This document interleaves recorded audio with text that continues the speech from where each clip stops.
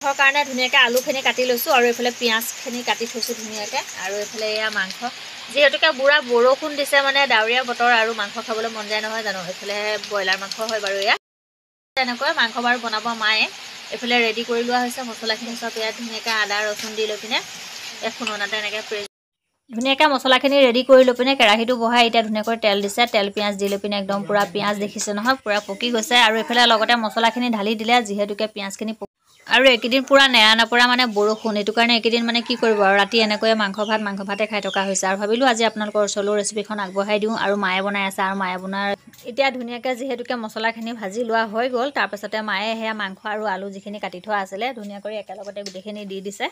আৰু একেলগে দি লগাৰ পিছত এতিয়া আৰু এয়া ধুনীয়াকৈ মায়ে ভাজিব আৰু যিহেতুকে সকলোৱে বনাব জানে আৰু ইমানকৈ কোৱাৰ কোনো দৰকাৰেই নাই কিন্তু মায়ে মানে কেনেকুৱা ধৰণৰ বনাই ভাবিলোঁ আজি আপোনালোকৰ ওচৰলৈকো আগবঢ়াই দিওঁ সেইফালে সেয়া হালধি দি দিলে তাৰপাছতে আৰু এতিয়া ধুনীয়াকৈ সেয়া আৰু ব্ৰইলাৰ মাংস আনিলে মানে আমাৰ মানে পূৰা চামৰাটো সতি আনে চামৰাটো সতি আনিলে মানে কি হয় ব্ৰইলাৰ মাংসটো খাবলৈ বহুত ভাল লাগে আৰু সেয়া মানে আমাৰ যিহেতুকে ব্ৰইলাৰ মাংসটো আনে তাতে বেছিভাগ মানে যিটো স্কিম হয় সেইটো লৈ আহে স্কিমটো বেছিকৈ লৈ আহে আৰু এইফালে দেখিছেনে গোটা নহৰু খোপা পূৰা দি দিছে তাক মানে গোটা নহৰু গোটা পিঁয়াজ একদম ভাইটিক মানে বহুত লাগে তেনেকৈ মাংস বনালে বাকী ৰেচিপিখন ৰেডি হৈ গ'ল ভাত খাবলৈ যাওঁ ভিডিঅ'টো কেনেকুৱা লাগে